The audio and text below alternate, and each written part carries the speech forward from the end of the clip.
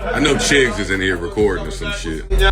No Chid Smooth in here, right? So whatever you say, you know Chid gonna have everything up there. whatever you say, Chid's gonna be on YouTube with it, man. I like you. Come on. What's up, guys? It's your boy Chick Smooth. So Russell Simmons is back at it again. This time he's responding to Dave Chappelle's monologue regarding Kanye West and Kyrie Irving and their dealings with the Jewish community. If you guys missed it, Dave Chappelle pretty much admitted to what Kanye West said about Jewish people running the industry, having power, and if you mention it or point it out, you pretty much have stuff taken away from you. Russell Simmons has been trying to bridge the gap between blacks and Jews. Before I play the clip for you guys, he posted in the caption saying, "The bridge and solution, pain into profit. Let's empower the black community and protect our Jewish brothers. P.S. I'll be called an anti-Semite by some and a bootlicker by others. But God is the author of my words." Thank you, Jonathan Greenblatt and Minister Farrakhan, for inspiring this revelation. Mutual respect, love, and partnership. That's the answer. Here's a video. Tell me what you guys think about it. Post comments below. Subscribe to my channel. Please like this video. I'll see you guys later, man. Let me share what's in my meditation on this, and we talk after. So I woke up this morning, and I got 3 copies of Dave Chappelle's words sent to me. I went to bed. You know, I live in Bali a lot. Half my time is spent here in Bali. The other half the time I'm with you guys in the mess. But half the time I'm here. And so I don't see things at the same time you see them. So I saw Dave Chappelle's monologue on Saturday Night Live. Like, wow. It's loaded because, you know, I'm very sensitive to the Jewish community and to their pain. And so when I saw Dave say things that are hard to digest, I was like, wow, what they're gonna do, cancel him? So it became, and then I saw Abe Foxman, not Abe Foxman, no, God, I saw Abe Foxman's letter about Farrakhan. The only media about Farrakhan's speech was Abe Foxman's letter that he wrote in the Wall Street Journal. Abe Foxman's the former head of the ADL. Anyway, I spoke to the minister a few days ago as well, at length, after his speech. And it was, you know, as always, you know, his honest impression of where we in black Americans are and our relationship with the Jewish community and the world. And so it was more of the minister. Well done. Beautiful speech in its execution. And the words, some of them are very biting, but we'll talk about that another time. I love the minister. I say that often. People get upset. Many people are canceled just for saying they know him. Obama's like, I don't, you know, he's friends with the minister, but he had denounced him to be president. And everybody who hasn't denounced him, most have lost their jobs. Arsenio lost his job for 20 years. Anyway, that's another subject as well. So I spoke to the minister, and I had a good talk with him. But yesterday, again, and I've been speaking pretty regularly to the new head of the ADL. That man's name is Jonathan Goldblatt.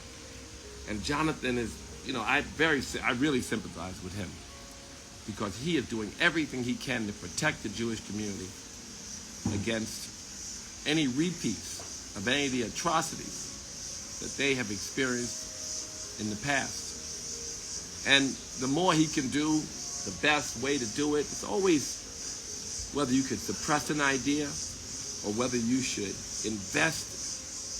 It's always, as in Israel, you know, people are afraid. Should they use force? Should they use love? Should they use a combination of force and love? These are the questions, you know, when you're trying to survive. How do you get your adversaries to love you and to allow you to exist? And how do you promote fairness so that you can exist for a long time, right? Because if you promote love, then there's a lasting partnership. And if you promote force, because that's all you feel is left, then you always got a potential for an uprising. So we go back to Dave Chappelle and his words.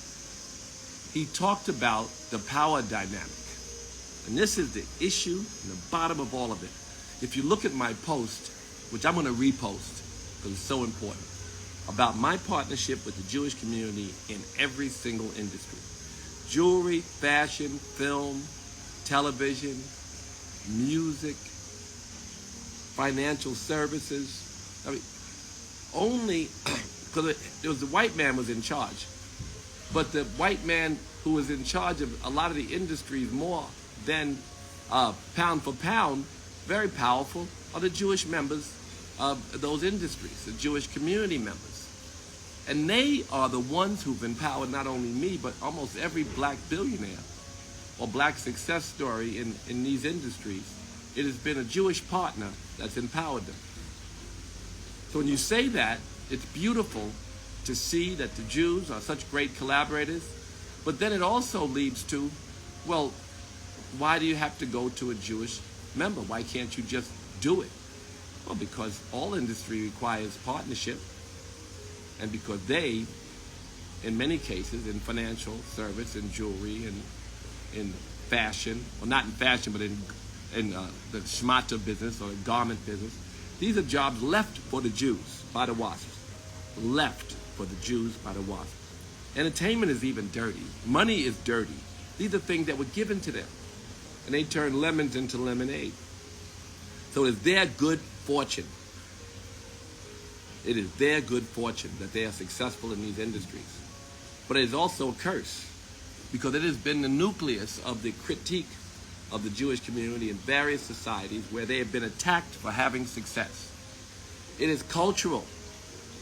It is in their religion and culture to fend for themselves and to be good merchants, businessmen.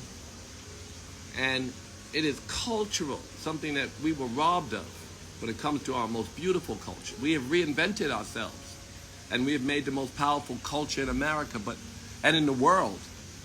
But that is not necessarily empowering. Although hip-hop is becoming more and more empowering, and the only success stories we have are coming out of hip-hop.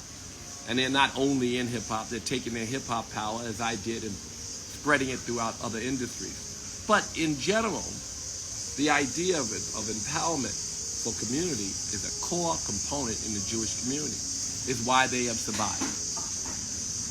So the question is, how then do we protect ourselves, if we are Jewish, against the rising discussion of the power dynamic? What do we do? Like, if we mention power and Jew, we're in trouble.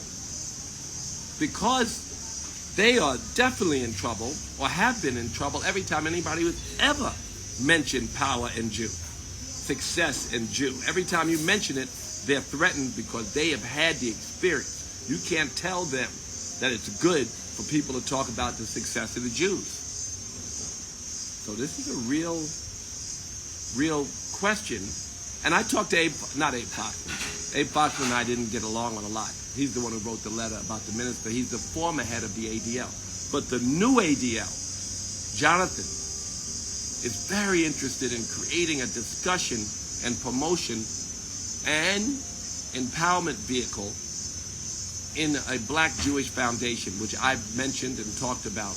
He really understands why pound for pound this successful community against pound for pound this not so successful community have so much in common and such a common enemy, and so much they can do good together. And it should not just be talk. It should be business.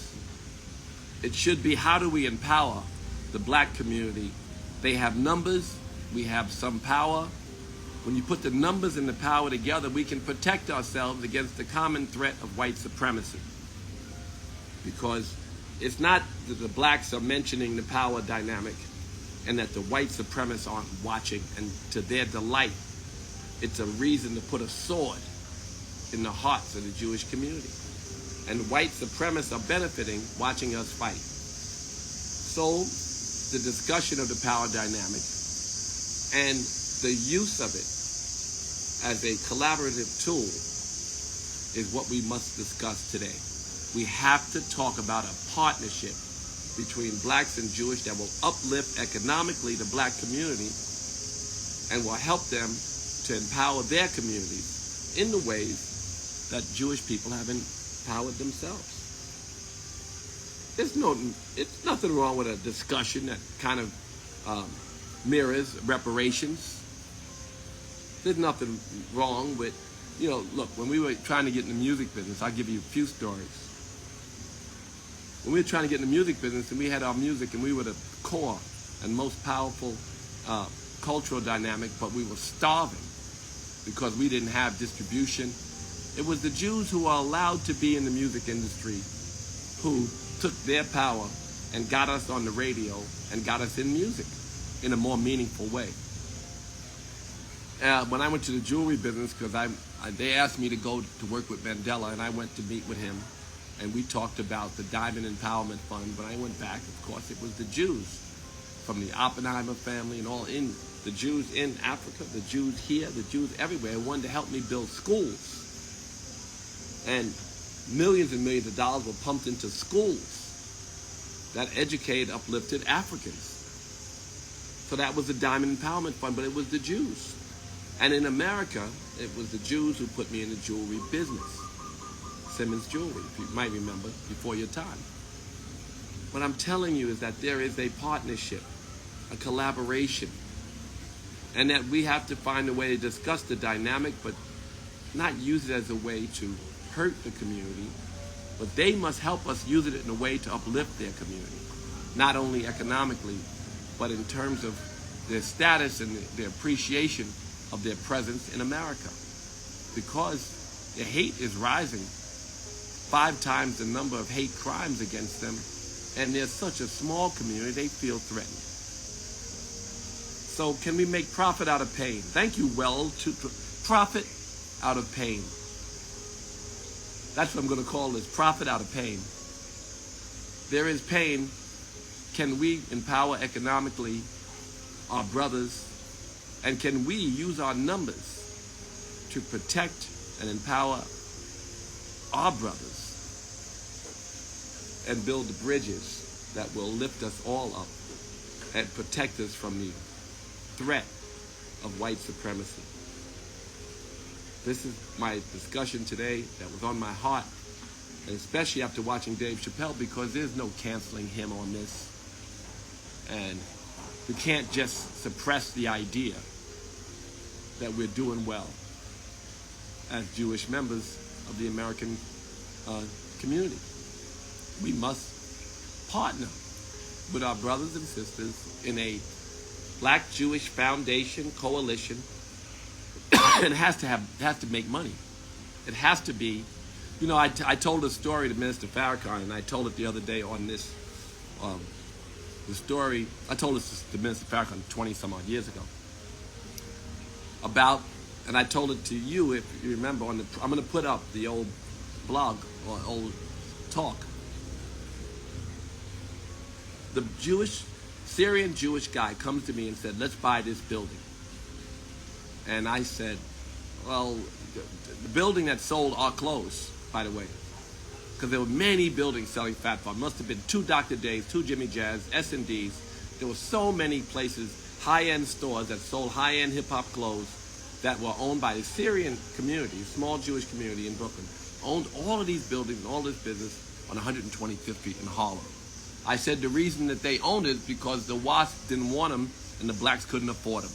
It was just business. Let's buy this building, promote black-owned, and let everyone know that blacks didn't own the other buildings. So that seemed pretty tough on your cousin who owns the building next door. It's business. So we didn't do the building.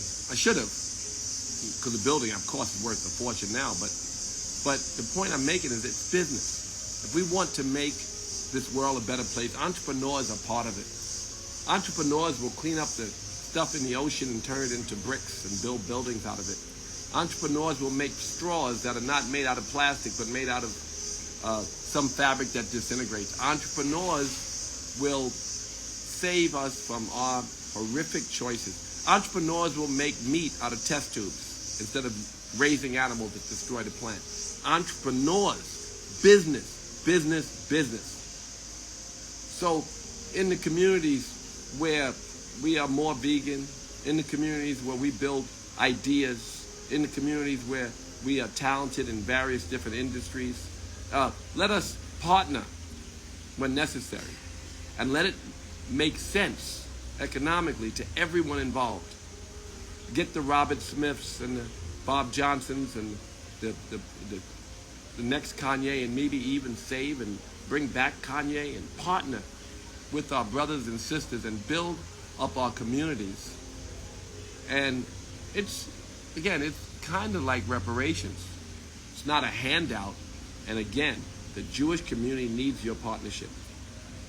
You have something of great value, your numbers, and something of great value, your culture and your creativity. So let's use that and partner with that and build a new reality. And also, let's protect ourselves against the angry mob of white supremacists that is growing as we speak. That's it. So I'm going to post my experiences with the Jews. I'm going to promote my experiences with the Jews. I'm going to build a coalition where my experiences with the Jews are a model for the experiences of other African Americans with their Jewish brothers and sisters. Because today, my friends in the Syrian community who came to my wedding in St. Bart's, who go there every year still, and who have been 50 to 75 families who've been uplifted by our partnership, they have had great experiences. They can testify to what great partnership. Oh, my brother, come on with me live. Brother, you are a perfect Jewish businessman. Burrell Solomon, ask the request to come on live. Let's have a talk. Let's talk about the empowerment of blacks and Jews through partnerships. You would be a great partner to join our coalition. Let's go, he says. So how do I get you on here? Can't you press to try to go live with me? Maybe not. All right, so it's long enough already. People don't want to listen too much. But just know that we must build a partnership and a coalition for the future. Not to judge or cancel, especially when we talk about the power imbalance. Let us just acknowledge it and use it to lift us up. Thank you.